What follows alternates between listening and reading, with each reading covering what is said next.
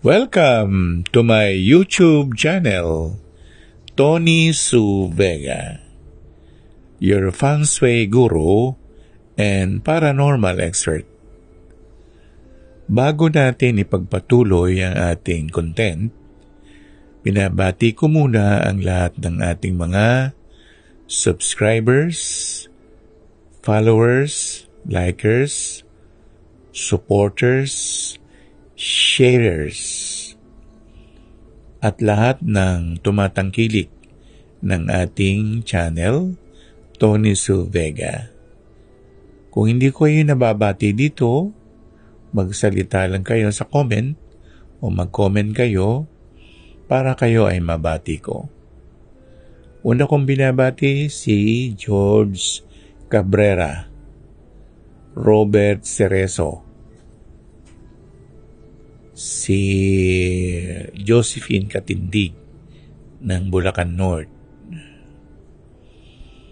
sina Carly Bumatay, Juni Tatsumi, Irene Buenaobra, Gwendolyn Tolib,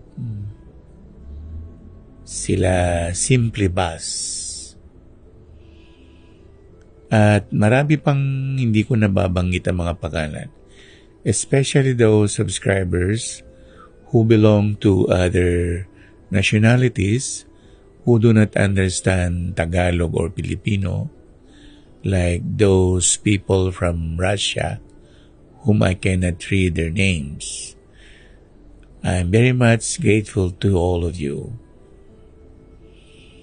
And special mention to Kanyor Bell, who is Shelly Nakagawa from New York City, USA. Evangeline Concepcion too. Horoscope: Scorpio, October 23 to November 21.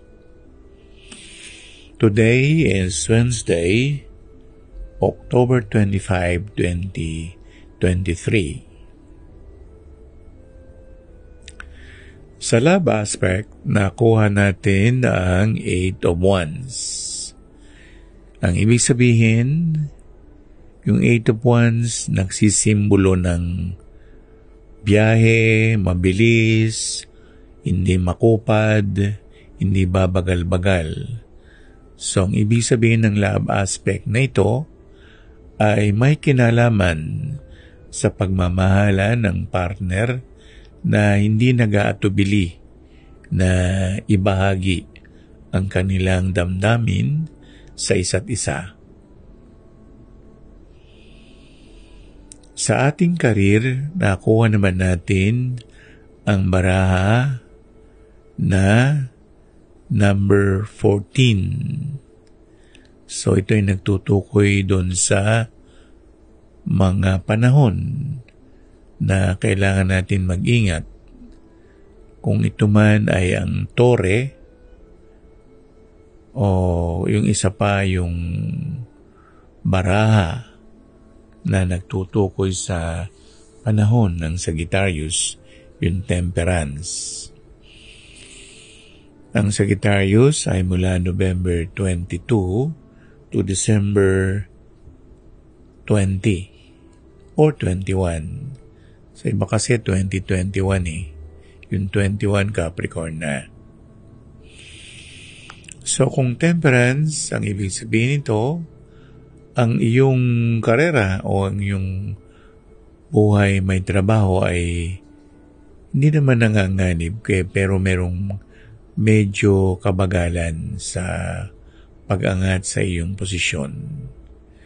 Sipagan, kung maaari ngang maglangis sa iyong mga supervisor para ma-promote ka, gawin mo.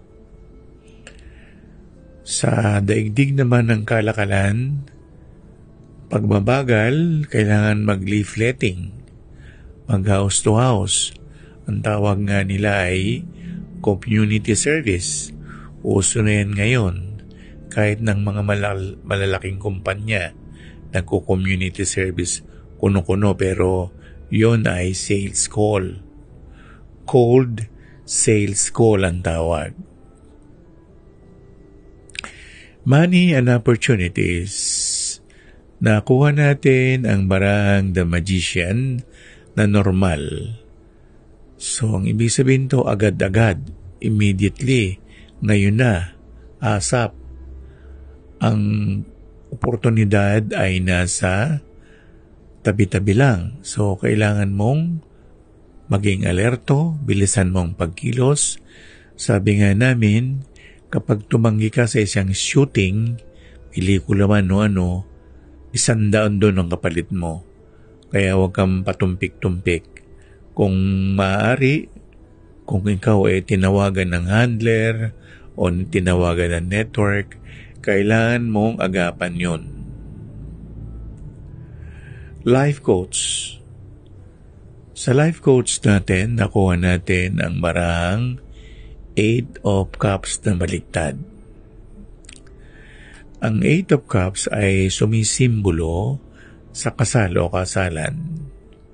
So ito ay union, unity, pagsasanib, puwersa. So sabi nga nila, 2 heads are better than 1 head. Ibig sabihin, kung nag-iisa ka lang, isa lang yung desisyon. Pero kung dalawa kayo, mas marami, mas maganda. Kaya nga, sa mga desisyon, kailangan mong tanungin ang opinyon ng mga iba para hindi ka magkamali.